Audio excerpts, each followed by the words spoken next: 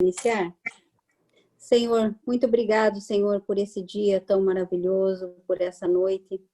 Obrigado, Senhor Jesus, pela oportunidade de mais uma vez, Senhor, mais uma vez, Tu ter concedido a oportunidade de nós estarmos, Senhor, ao redor da Tua palavra, ouvindo e aprendendo, Senhor, aquilo que Tu tens para nós nessa noite. Senhor, fica conosco, faz parte desse momento, Tu és bem-vindo no nosso meio, em cada casa, em cada família representada.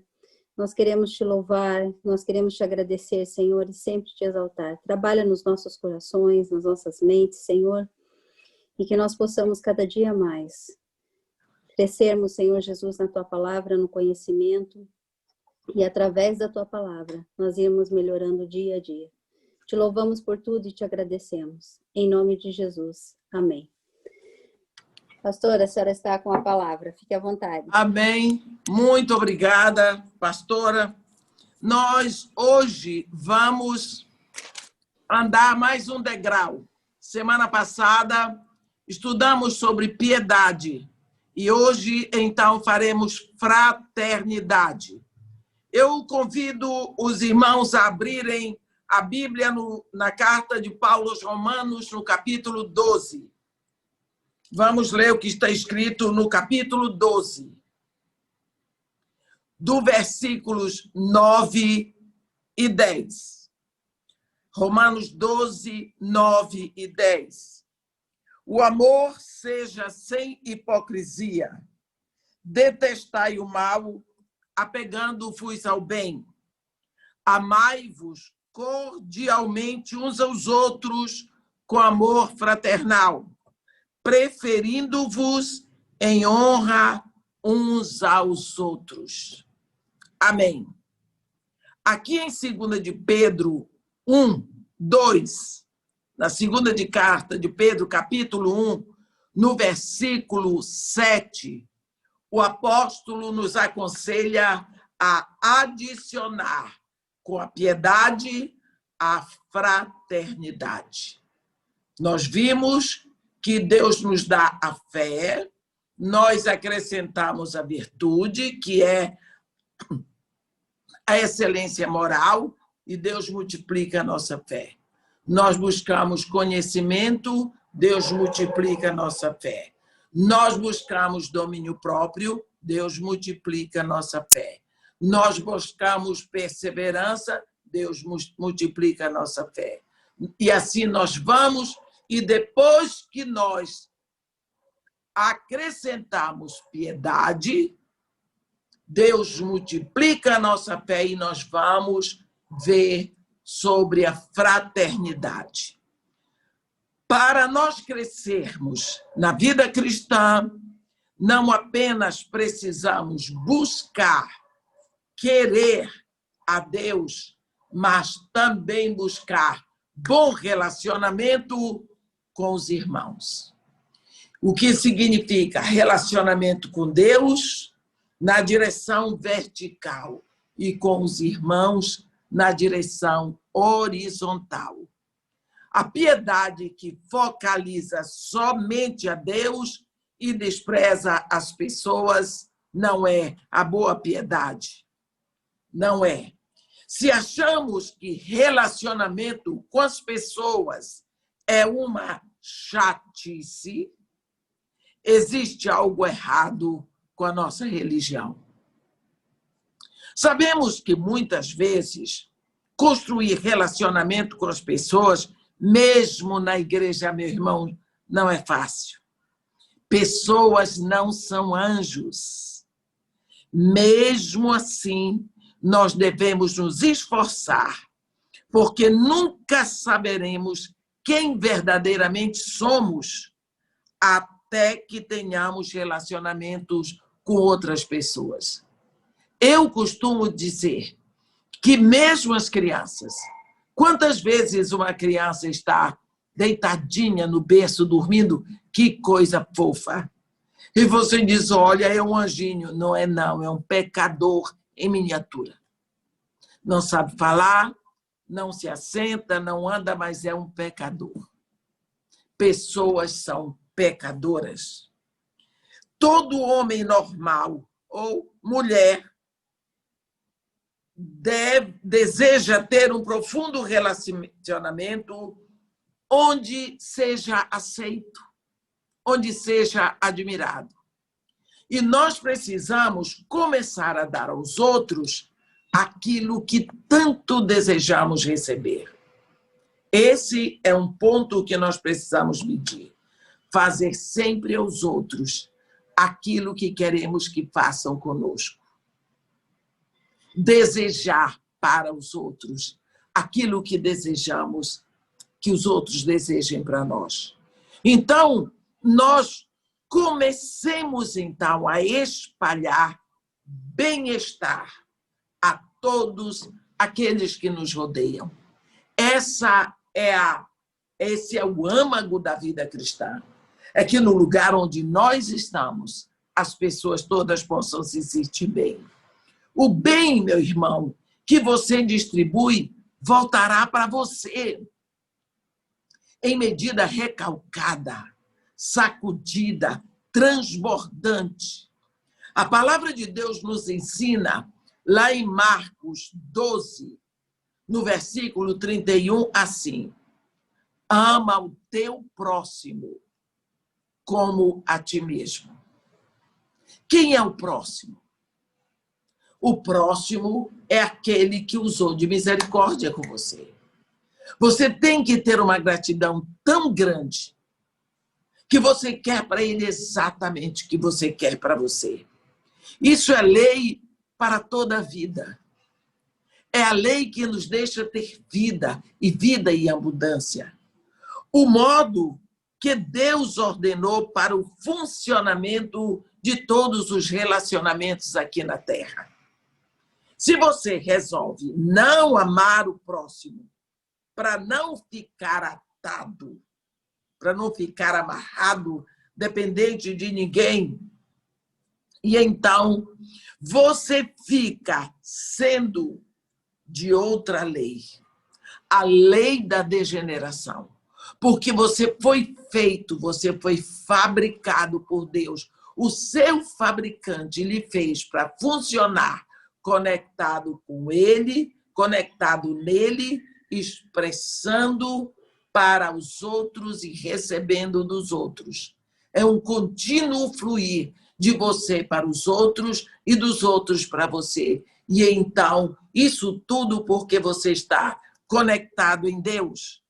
Se nós não conseguimos amar aos outros, é porque nós não conseguimos nos amar. O ponto de vista é que aquilo que está em você é o princípio. Nós podemos tentar viver de outro modo. Sim, nós podemos tentar, mas não vai funcionar. Porque aquele que nos fabricou nos disse como é que nós devemos funcionar.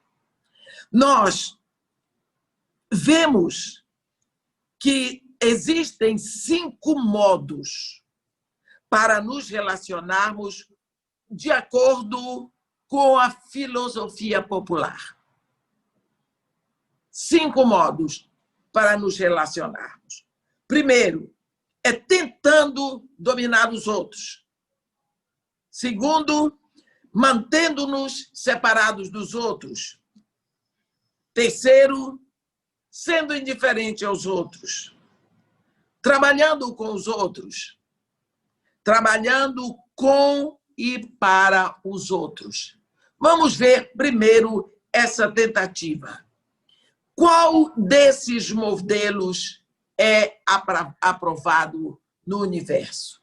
Primeiro, vamos levar em consideração que logo depois que o homem quebra o seu relacionamento com Deus, porque Deus é espírito, ele fez o espírito no homem para que o homem então esteja conectado nele.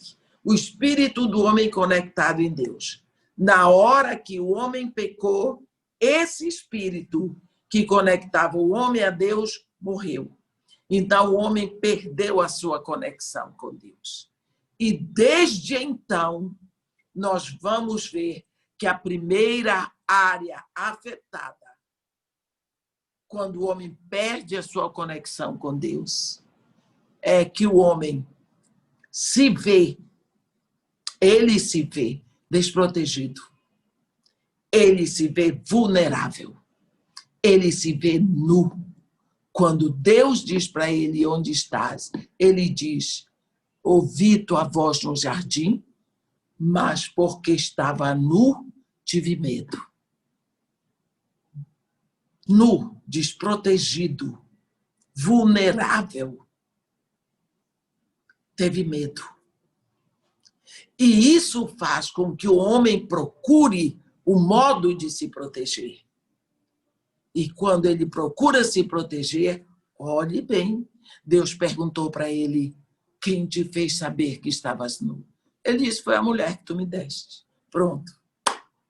Você está vendo? Primeira área prejudicada, depois da perda e da quebra do relacionamento com Deus, da quebra do relacionamento vertical, existe problema agora no relacionamento horizontal. O homem quebra o seu relacionamento com a sua mulher.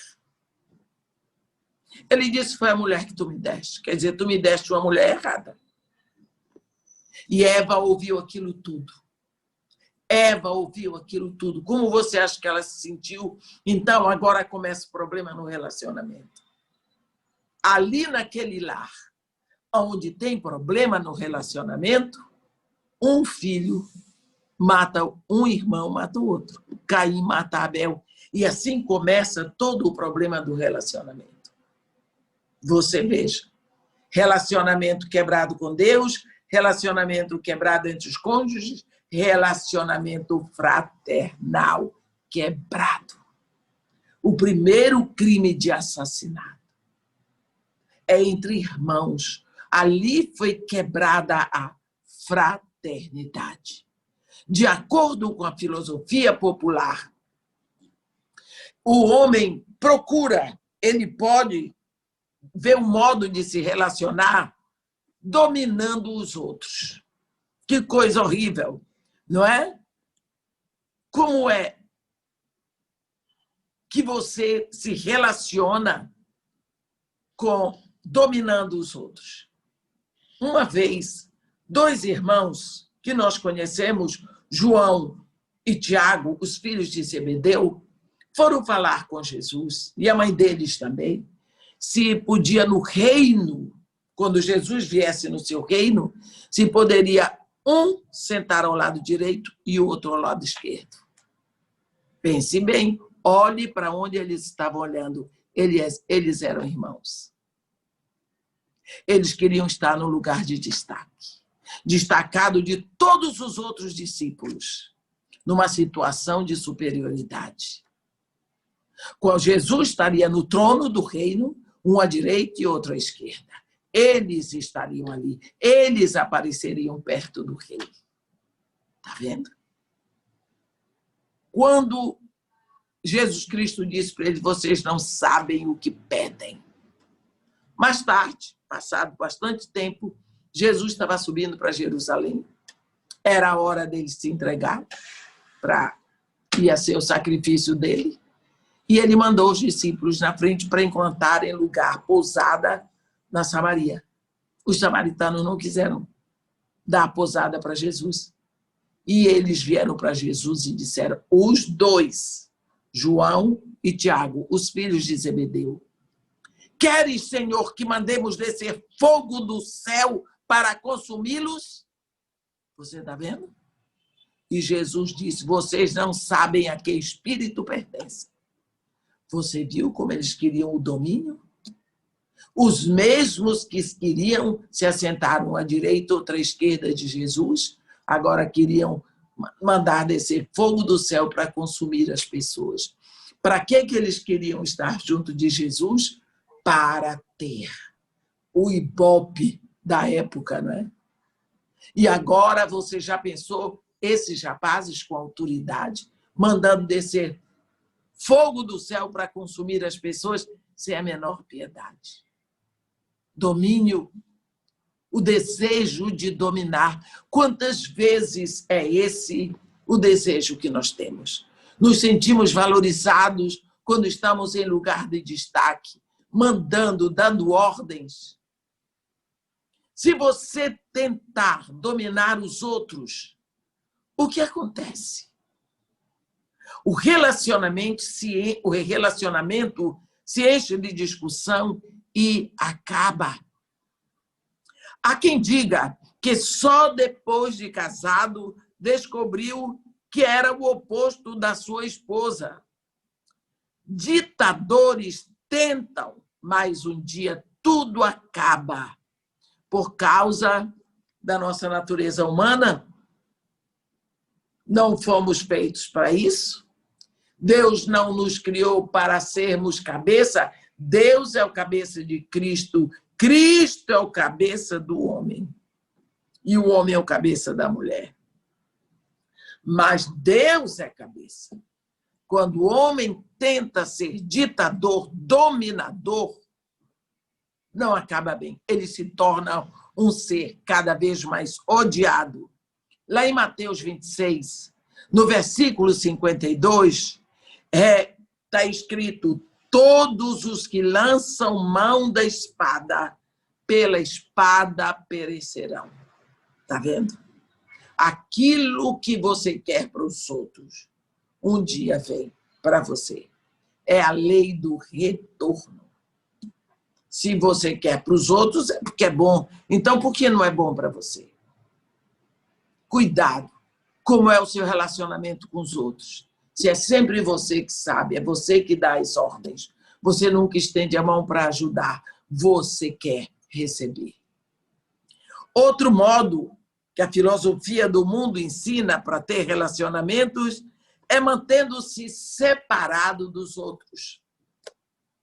Esse comportamento é contrário a todo o princípio do relacionamento humano, pois Deus, o Criador, nos fez seres gregários. Foi Deus que diz: não é bom que o homem esteja só. É o primeiro não da Bíblia. E é Deus quem diz. Se ele que criou o homem, ele fabricou o homem, ele sabe o que é melhor para o produto que ele criou. E ele disse: não é bom. Então, se não é bom, é mal. Quando nós estudamos bem a timidez, nós encontramos o desejo de não ser rejeitado. A pessoa que não se expõe, ela se afasta. Pode haver ali um orgulho mascarado de timidez. Ela não quer se misturar, ela não quer se expor, porque ela tem medo que vejam os defeitos dela. Ela se sente melhor, ela quer dar a aparência de que ela é especial.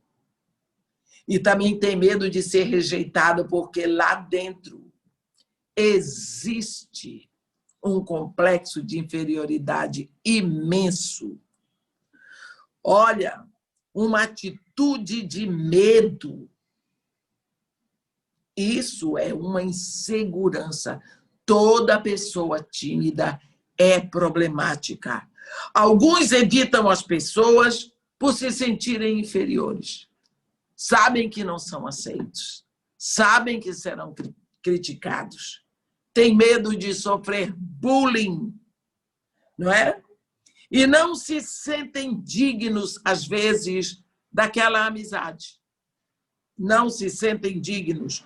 Uma pessoa jamais poderá se separar dos outros sem trazer para ela transtorno. Transtornos terríveis.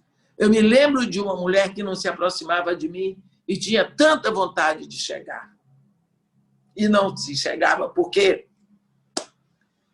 ela fumava. Vocês lembram de Zaqueu? Zaqueu tinha tanta vontade de chegar perto de Jesus. Ele tinha tanta vontade de ver Jesus de perto. Mas ele não se sentia digno porque ele era publicano, ele era cobrador de impostos. E os cobradores de impostos eram tidos como a pior raça de gente em Israel. E nós sabemos que, embora o coração dele gemesse por Jesus, a população toda, o pessoal todo ia perto de Jesus e ele não ia. Ele tinha medo de ser repudiado. Ele não se sentia digno.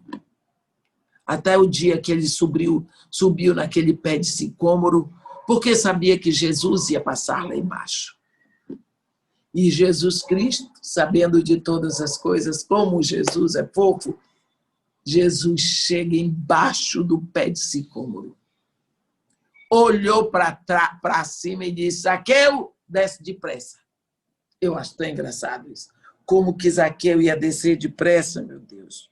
Num pé de sicômoro cheio de galha, aquelas galhas para cima, ele cheio de panos e de vestes, porque era assim que os homens se vestiam naquela época. Além do mais, com as pernas curtas. Eu fico imaginando a cena e Jesus. Não sei como Zaqueu não caiu lá de cima. Desce depressa, porque a mim me convém entrar na tua casa. Nós vemos depois a expressão de alegria daquele homem. Como ele ficou feliz. Porque ele não se sentia digno. Bem, nós vemos que essa atitude é uma atitude muito difícil de se manter separado dos outros. É por isso que o recluso fica sempre fora de balanço. Os que estão no reino de Deus devem amar uns aos outros. O recluso, muitas vezes, ele é recluso por orgulho. Porque assim como ele pode não se sentir digno, ele também pode se sentir melhor do que os outros. Ele não se mistura. Não se mistura. E isso leva muitas pessoas ao sofrimento. Outro modo que o mundo indica para as pessoas se relacionarem é sendo indiferente aos outros. Simplesmente indiferente. Essa atitude, ela vai trazer frustração. Porque ninguém pode viver assim. E o que acontece com a frustração? A frustração é o acúmulo de... A frustração produz ira. O acúmulo de ira produz neurose. E quando vem neurose daqui, neurose dali, ela se acumula e leva a pessoa a uma depressão. Está vendo? Depressão. Quando você se acha melhor do que os outros, você resolve que tem que viver sozinha e que pode viver sozinho, cuidado. Cuidado. Porque você foi feito por Deus e foi Ele que disse que você é gregário e é Deus que diz não é bom que o homem esteja só. Ah, mas eu me decepciono, lógico. Você vai viver com pessoas que são pecadoras ou você não é? Mas bota uma tabuleta. Cuidado comigo. Jesus ainda não acabou o trabalho aqui. Eu estou sendo trabalhado. Estou a caminho. Sou discípulo, quer dizer aprendiz, estudante. Não está terminado o trabalho aqui. Então, se exponha. Se exponha. Às vezes nós temos medo de nos expor. Olha, lembra aquele momento em que Jesus Cristo andou sobre as águas? Que eles deram aquele grito dizendo que Jesus era um fantasma, que discípulo de Jesus Cristo de dia reconhece o mestre. Mas no meio da tempestade até diz que ele é fantasma. Pedro disse, se és tu, Senhor, manda que eu vá a ti. Andando sobre as águas, Jesus Cristo disse, vem. Pois ele foi. Ele foi. Eu fico, às vezes, meditando nesse pedaço. Eu disse, meu Deus, eu não iria, não. Mesmo Jesus dizendo, bem, eu não iria. Andar sobre as águas, naquela confusão que estava naquela tempestade, ele foi. Enquanto olhava para Jesus, andou. Mas quando reparou na força do vento, começou a afundar. Começou a afundar. E haja bater água, até que disse, Senhor, salva-me. Jesus disse, porque sois tímido, homem de pequena fé. Por que duvidaste? Agora pensa Jesus Cristo entrando com Pedro dentro do barco. Jesus entra com ele. Quando entra no barco, Pedro estava todo ensopado. Jesus Cristo estava sequinho, que ele não afundou. Se você conhece bem discípulo de Jesus Cristo, você acha que aconteceu o que ali? Os outros discípulos, daqui a pouco estava indo aí, hein, Pedro? Já queria andar sobre as águas, depois ficou batendo água lá, tá vendo? Quem se mandou? Ninguém foi andar sobre as águas, você quis aparecer. Qual foi a resposta de Pedro? Não está escrito na Bíblia, mas você sabe. Eu andei sobre as águas. Eu andei, e vocês? É muito fácil ficar dentro do barco, criticando quem se expõe, mas eu andei. Eu sei o que é andar sobre as águas, como eu sei o que é afundar. Mas quando eu afundo na água, eu sei que eu posso clamar pelo meu mestre, que está a um braço de distância, só isso. Ele não estava aqui com vocês dentro do barco, estava lá comigo. Está vendo? É fácil criticar quem se expõe. É mais fácil ficar dentro do barco. Mas Pedro é o único discípulo de Jesus que pode dizer, eu andei sobre as águas. Afundei, mas andei. Está vendo? Quantas vezes você tem medo de se expor, tem medo de pagar o mico? Então, por isso, você prefere ser indiferente aos outros, não me exponho. Aí você diz que isso é sabedoria. Sabedoria não, é orgulho. Não é sabedoria, é orgulho. O temor de Deus é o princípio da sabedoria. Outro modo como as pessoas se relacionam é trabalhando com os outros.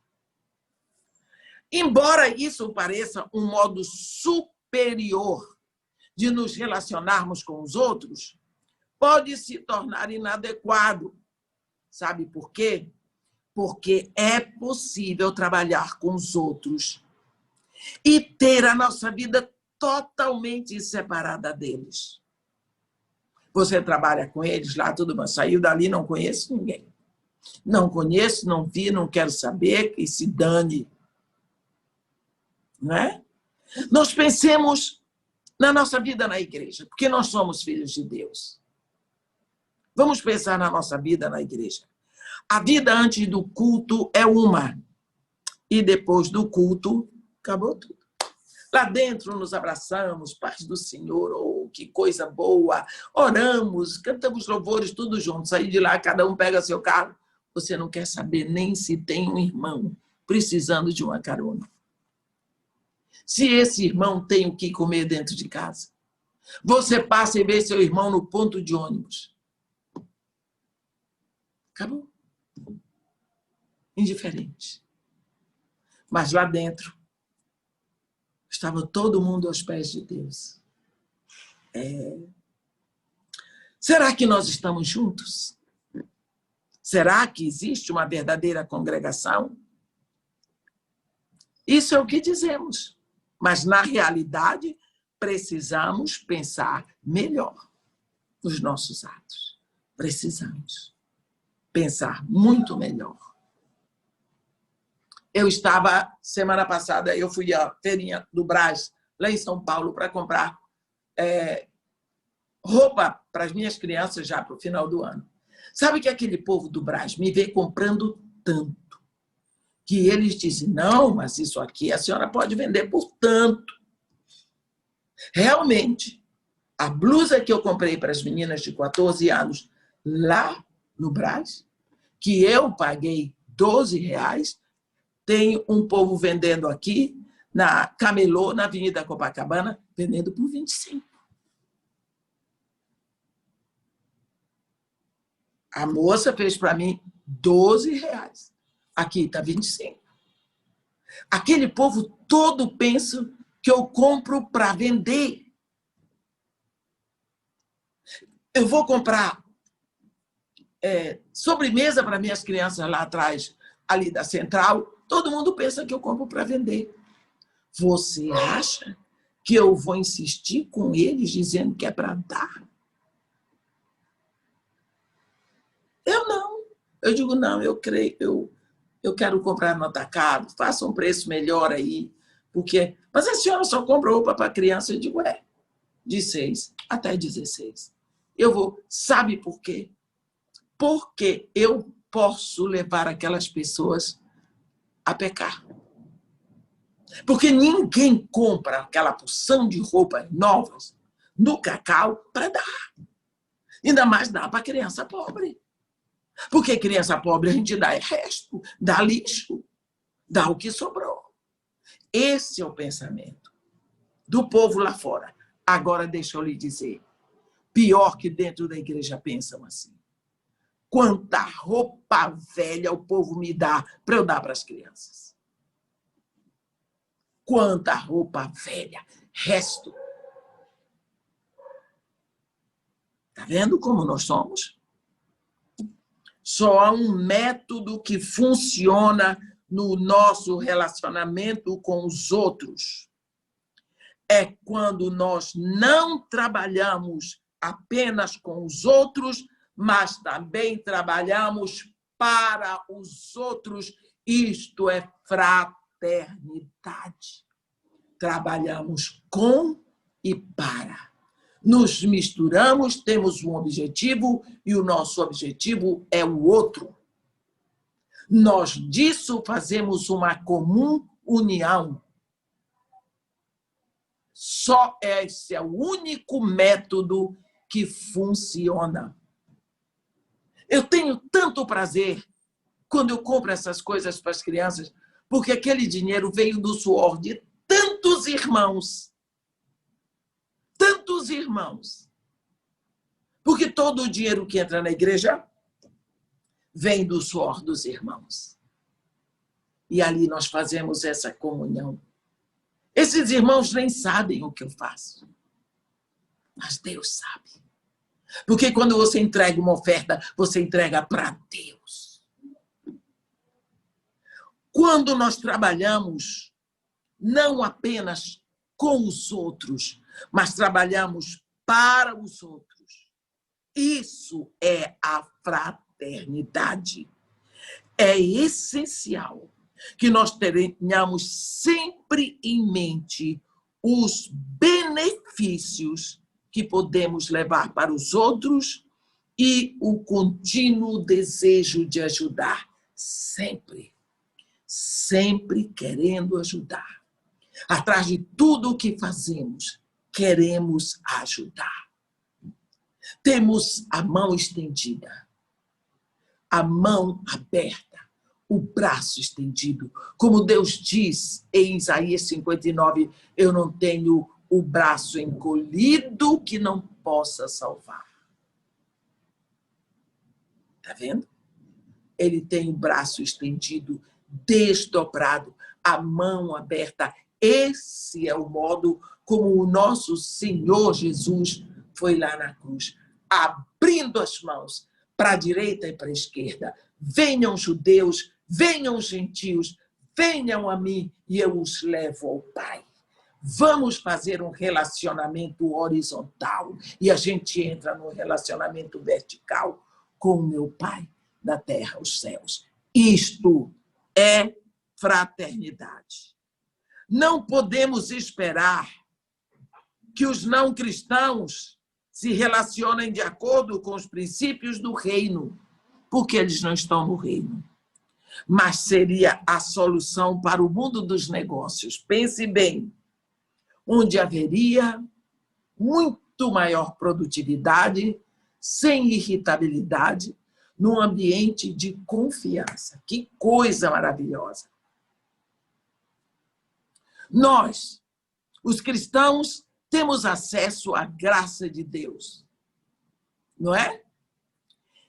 Deus envia o óleo que possibilita o trabalho do maquinário dos relacionamentos. Porque muitas vezes entra areia no maquinário do relacionamento. Deus manda o óleo que lubrifica tudo. Deus restaura toda a engrenagem que ficou, às vezes, enferrujada. Lá, nós lemos em Filipenses 2, no versículo 4. Não tenha cada um em vista o que é propriamente seu, senão também cada qual o que é dos outros. Quando nós lemos a parábola do bom samaritano, nós vemos Jesus falar de um sacerdote que passou em sólida indiferença. Que coisa, né? Ele passou em sólida indiferença. Ele olhou para o homem que tinha sido assaltado e que estava agonizando à beira do caminho. A atitude do sacerdote é a atitude do homem comum hoje. No caminho que descia de Jerusalém para Jericó. É o caminho do pecado, porque é uma descida. E você sabe que a Bíblia diz que um abismo chama outro abismo no flagor das suas catadupas, e o homem a descer. A Bíblia diz que o homem descendo ali foi assaltado, sofreu um assalto, tiraram tudo dele, o deixaram semi-morto lá, agonizando lá. Não tinha ninguém com o celular para tirar foto. Porque hoje é desse jeito. A indiferença é tão grande que eu estou vendo a pessoa ali apanhando, sendo extorquida e tudo mais. Eu pego meu celular e faço jeito de tirar, de filmar de maneira tão maravilhosa para poder mandar para os outros. Olha o que eu vi. Que coisa interessante. Ai, mas que dor, que horror. Não é não. Isso faz parte da nossa hipocrisia. Só que Jesus Cristo diz que o sacerdote vinha descendo. Ele viu o homem ferido. Mas Jesus Cristo diz que ele passou ao largo, porque o caminho dele era largo. A Bíblia diz que é largo é o caminho e espaçosa a porta que conduz à perdição. O caminho do sacerdote era largo, ele disse, eu vou embora. Desceu, continuou descendo, não parou. Depois Jesus Cristo disse que o levita vinha descendo do mesmo jeito. Viu o homem, passou lá, foi embora para Jericó. Aí Jesus muda o verbo. Ele diz, certo samaritano que seguia o seu caminho. Viu, disparou o gatilho da misericórdia. Foi lá, pensou os ferimentos para o homem parar de perder sangue. Aplicou óleo e vinho. A mensagem do vinho é o sangue de Jesus, do óleo é o Espírito. Colocou em cima do seu animal e levou para a hospedaria.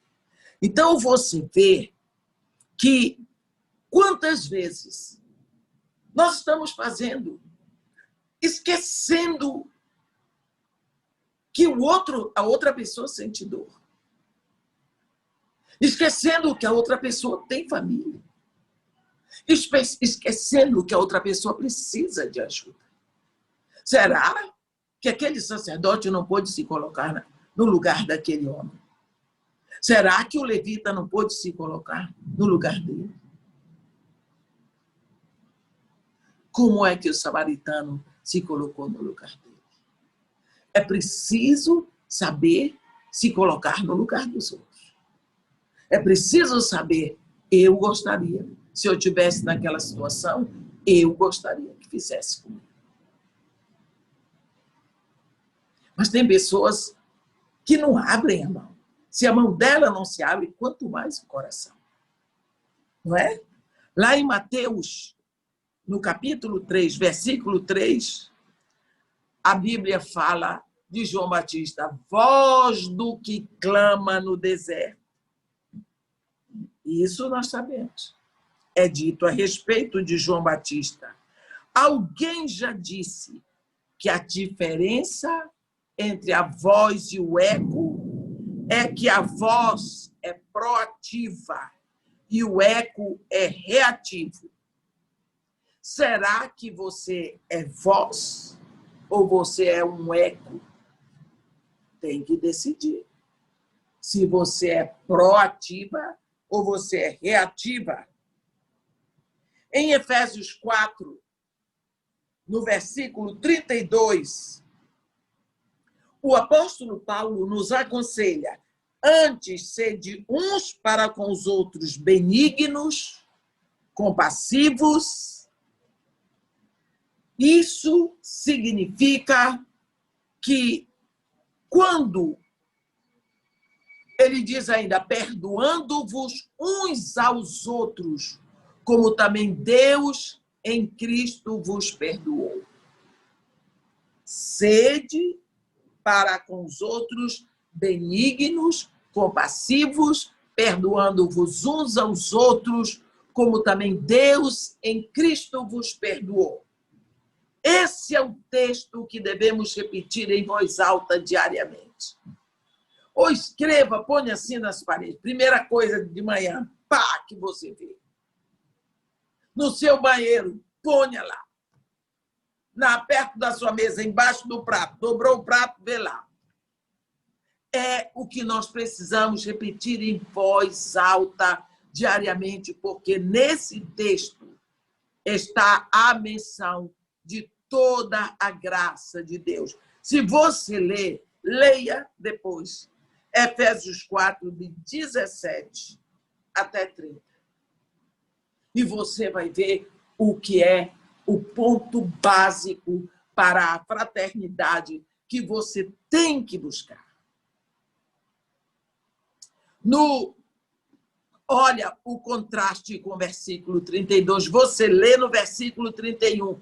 Longe de vós toda a amargura e cólera, e bem assim, e ira, e gritaria, e blasfêmias, e bem assim toda a malícia. Tem pessoas que gritam, falam o que querem na hora, completamente destemperadas. E diz assim, eu sou assim mesmo. Eu sou uma pessoa expressiva. Eu não me domino. Que isso? Você pode ser assim, mas você tem que parar de ser assim. Tem que deixar de ser assim. Não pode se gabar de ser assim. Não pode. Filho de Deus destemperado? Onde está o espírito da temperança? Já está em você. Duas coisas nós precisamos ler e aprender sobre fraternidade e que nós devemos dar muita atenção quando o assunto é fraternidade. Primeiro, nunca se arrependa de fazer o bem aos outros. Eu me arrependo de ter feito muitas coisas, mas nunca de ter feito o bem. Nunca me arrependi de ter feito o bem. Ah, mas as pessoas não agradecem, o problema dela. Eu fiz o bem. Eu tenho que ver o que é que eu faço. Eu faço para os outros o que eu quero que eles façam comigo. Se eles não fizerem, não são obrigados. Mas eu não espero, eu não faço esperando que eu vou receber o mesmo. Eu faço sempre pensando, é para o meu Senhor. Eu faço para o meu Senhor. E a segunda coisa, um ato de bondade, ele permanece na memória, mesmo quando tudo mais já foi esquecido. Como você quer ser lembrado na sua vida? Como você quer que as pessoas lembrem de você? Porque as pessoas vão lembrar de você. Você passou na vida de muitas pessoas. E muitas pessoas passaram na sua vida. Qual é a impressão que você deixou? Qual é a história que você contou para elas?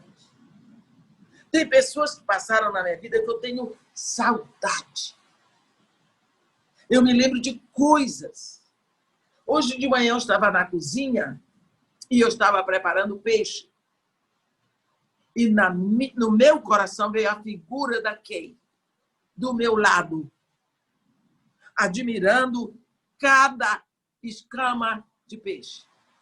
Como que Deus fez. Olha que precisão. Eu cresci vendo peixe, que eu nasci na beira do rio. Mas eu nunca tinha parado para admirar a grandiosidade do cuidado de Deus, criando cada escama de peixe. Aquela menina me levou a aprender all things bright and beautiful, all creatures great and small, do hino que nós conhecemos. Todas as coisas pequenas, todas as coisas grandes. Ela deixou uma memória magnífica para mim, de alegria, de saudade, de beleza. Como é bom falar de uma pessoa que já foi embora e poder louvar a Deus que criou aquela pessoa. O que é que vão dizer de você quando Deus levar você? Hein? Faça para os outros o que você quer que façam com você.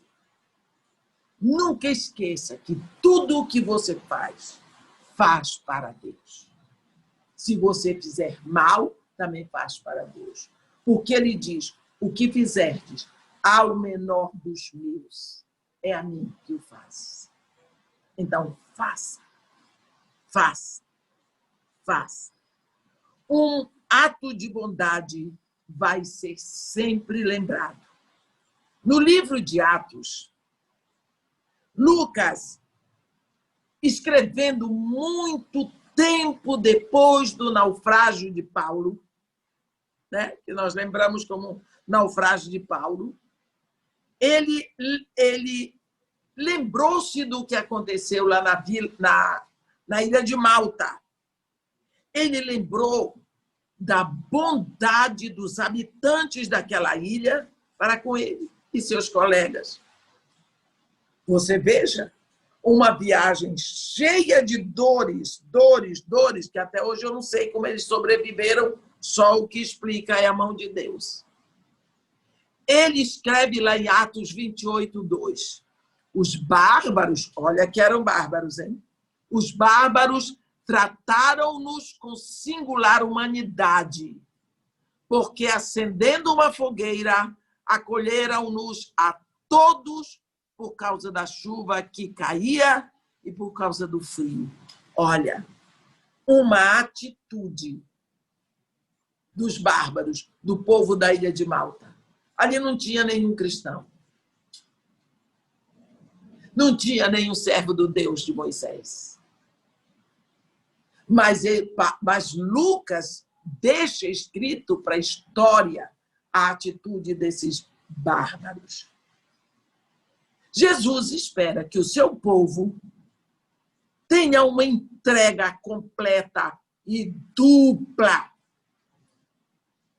Completa, mas dupla. Que nos entreguemos sem reserva a Ele e que nos demos de todo o coração um ao outro fraternalmente como irmãos. Uma dupla entrega é requerida por Ele, para Deus e para os outros. Nos entregamos a Ele e nos entregamos aos outros. É incrível, depois da sua conversão, você começa a olhar para os outros. A sua visão cresce, o mundo fica maior e você vê tudo com mais facilidade. Você se rende a Jesus Cristo e o seu coração se abre. Se abre. Você começa a enxergar necessidades. Você começa a ver que você é solução para outros problemas. Não para os seus, mas o problema dos outros. Eu digo para você, eu nunca tinha visto o Morro Dona Marta. Até que veio a minha conversão. O Morro Dona Marta fica 5 minutos no máximo a pé da minha igreja, a pé. Nós começamos a ver as coisas. Quando as pessoas não enxergam, eu fico, meu Deus, será que é imaturidade ou ainda não nasceu? Não é? Precisamos saber disso. Lógico que aqui nos referimos a relacionamento entre irmãos em Cristo. Quando pertencemos a Deus, nos pertencemos uns aos outros. Nos tornamos irmãos. O relacionamento é fraterno. Em todo o universo, não existe relacionamento igual ao maravilhoso relacionamento que nós experimentamos como irmãos em Cristo. A palavra grega para amizade é koinonia, ou comunhão. Em 1 Coríntios 10, no versículo 16, está escrito assim: porventura, o cálice da bênção que abençoamos não é a comunhão do sangue de Cristo? O pão que partimos não é a comunhão do corpo de Cristo? Nesse texto, Paulo usa essa palavra koinonia para descrever a participação que temos em Cristo quando comemos o pão em seu nome. Olhe bem o que nos faz um. Quando você senta na sua mesa, pense você, seus irmãos e seu pai e sua mãe. Sua mãe traz o bolo lá de fora e ela parte o bolo. Ela tem 5 filhos, ela parte em 8 partes, digamos. Aí ela dá um pedaço do bolo para cada filho. Um para o marido, um para ela, sobra um para quem trabalha na cozinha. Ou ela fez um pão e ela tira um pedaço de pão para cada filho. Ou ela traz a travessa com arroz e ela bota arroz num prato, no outro, no outro, no outro. Toda a comida, a mesma comida que vai para o prato dela, para o prato do marido, vai para o seu prato, para o prato do seu irmão, de sua irmã. Todos comem o mesmo alimento. O que significa? As mesmas proteínas e vitaminas e sais minerais, e todos os elementos que foram para um filho, vai para o outro, para o outro, para o outro, para o outro. O que significa que a família vai estar toda movida pelo mesmo elemento nutritivo, nutricional. Se foi ruim, vai estar definhando nas mesmas toxinas. Aquilo que nós comemos nos faz crescer. Ou nos faz engordar, se comemos mal. O que nós precisamos saber é que quando Jesus Cristo quis revelar o segredo disso tudo, ele disse, lá naquela mesa da Páscoa, tomai, parti, comei, isto é o meu corpo, sou eu, partido, dado por vós. Quer dizer, quando você come desse pão, como esse pão vai estar misturado em você, ele vai ser o seu nutriente. Ele vai estar espalhado em você, é assim que eu quero estar. Mas eu não vou estar espalhado só em você, eu vou estar espalhado no outro, no outro, no outro, no outro. Eu estou espalhado em todos vocês. Isso faz a fraternidade. Isso é a união. É essa koinonia que descreve a participação que temos em Cristo quando comemos o pão em seu nome. Nós precisamos saber que isso nos faz filhos do mesmo Pai, porque se nós temos Cristo, que é o Filho de Deus, nós somos filhos de Deus. Por isso, quando Jesus diz lá em João 14, ninguém vem ao Pai, senão por mim. Porque eu sou o Filho. Então, você tem que atravessar através de mim como filho.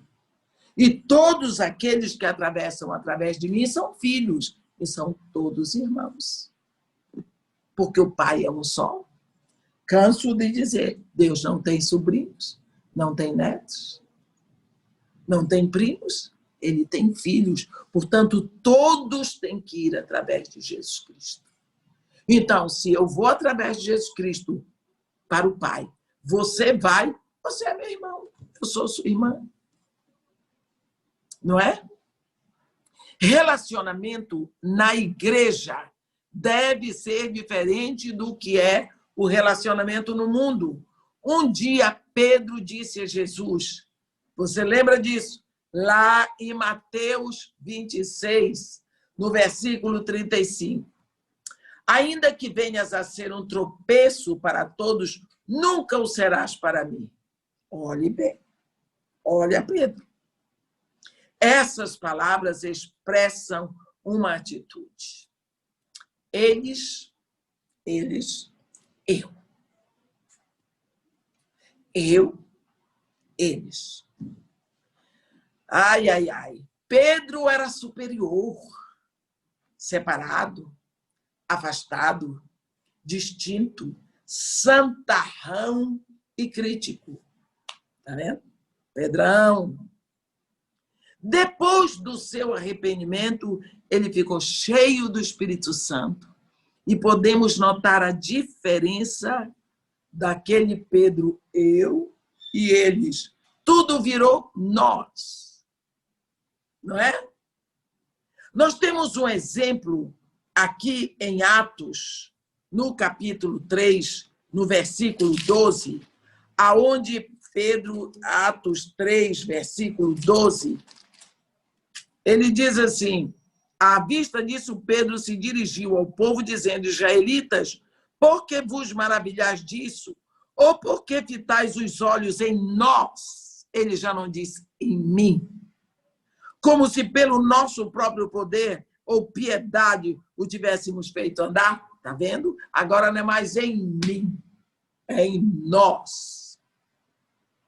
Porque as maravilhas, porque vos maravilhais, ele agora diz nós, depois da cura daquele paralítico lá da porta do templo chamada Formosa.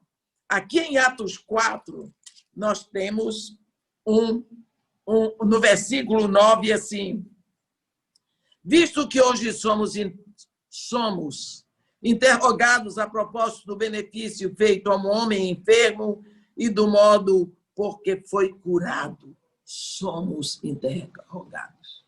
Era ele, mas ele diz nós, não é? Atos 4, no versículo 20, pois nós, ele diz, não podemos deixar de falar das coisas que vimos e ouvimos. Já diz nós. Aqui em Atos 2:14 tem uma cena muito linda da mudança de Pedro, quando ele diz no versículo 14, então se levantou Pedro com os 11. Antes Pedro se levantava sozinho, agora ele se levanta com os 11. Não é? E advertiu-os, dizendo, varões, judeus e todos os habitantes de Jerusalém, se levantou com os 11. Você pode perceber aqui o que foi que o Espírito Santo trouxe para os discípulos? Trouxe o espírito de fraternidade. Os discípulos começaram a ser irmãos. Houve um mover de fraternidade a partir de Pentecostes.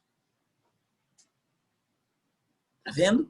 Por isso, quando Pedro escreve para nós, na sua segunda carta, e diz que com a piedade nós devemos acrescentar fraternidade, é porque ele sabe que do momento em que nós começamos a desenvolver esta vida com Deus, vendo Deus presente o tempo todo e a toda hora, ele sabe que dali nós embarcamos para a fraternidade. E então, depois disso, vem um amor que é o selo total, que vamos estudar na próxima semana. Amém? Que Deus nos abençoe e nos guarde, que faça resplandecer o seu rosto sobre nós, e tenha misericórdia de todos nós. Amém.